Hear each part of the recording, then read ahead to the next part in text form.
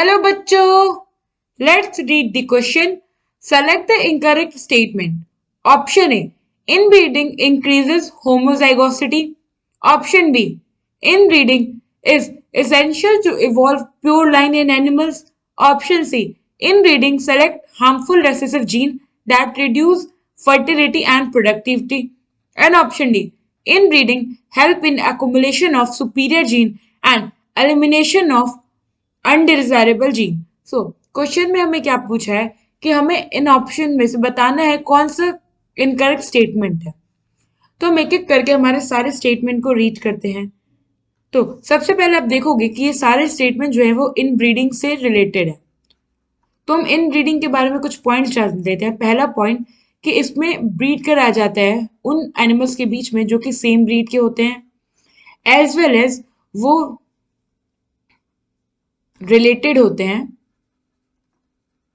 Up to 4 to 6 generations. Now, second point, inbreeding जो है ये इंक्रीज करता है होमोजाइगोसिटी, या फिर आप इसे कह लो ये प्योर लाइन इवॉल्व कराता है. नाउ थर्ड इज, इनब्रीडिंग में क्या होता है, सुपीरियर जीन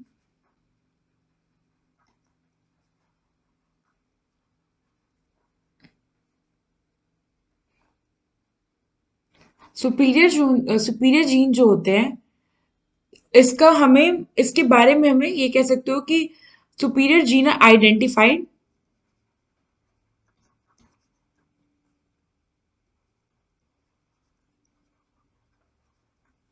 एंड एलिमिनेशन होता है रेसेसिव या फिर अनडिजायरेबल जीन.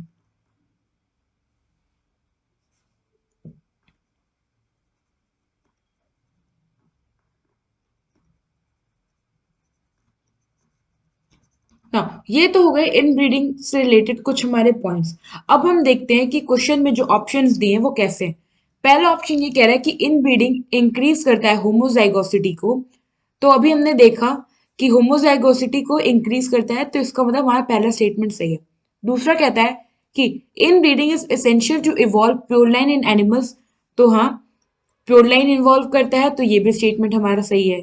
थर्ड क्या कह रहा है, inbreeding select harmful recessive gene than reduces infertility and productivity. मतलब कि इन ब्रीडिंग में क्या होता है, जो हार्मफुल रिसेसिव जीन होते हैं वो क्या जो कि रिड्यूस करते हैं फर्टिलिटी एंड प्रोडक्टिविटी को, उसे हम सेलेक्ट करते हैं. तो ये गलत है. हम इन ब्रीडिंग में ऐसा नहीं करते हैं. इन ब्रीडिंग में हम सुपीरियर क्वालिटी या फिर आप कह लो जो बहुत यूजफुल जीन्स हैं उनका सिलेक्शन करते हैं. तो यहाँ पे हो जाएगा हमारा यूजफुल जीन्स. फोर्थ ये कह रहा है कि इन breeding help in accumulation of superior gene and elimination of undesirable gene. तो ये स्टेटमेंट हमारा सही है, क्योंकि इन ब्रीडिंग में हम लोग क्या करते हैं, इन ब्रीडिंग क्यों कराते हैं, ताकि जो हमारा प्रोडक्शन है, प्रोडक्टिविटी है,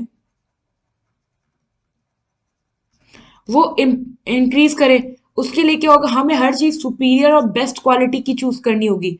तो क्वेश्चन में पूछा था हमसे कि कौन सा हमारा गलत ऑप्शन है, तो हमने देखा कि ये वाला जो हमारा स्टेटमेंट है जो कहता है कि हम इन ब्रीडिंग में रेसेसिव हार्मफुल जीन को सेलेक्ट करते हैं, तो ये स्टेटमेंट हमारा गलत हुआ. तो option C is the correct option. I hope आपको ये क्वेश्चन समझ में आया होगा. Thank you.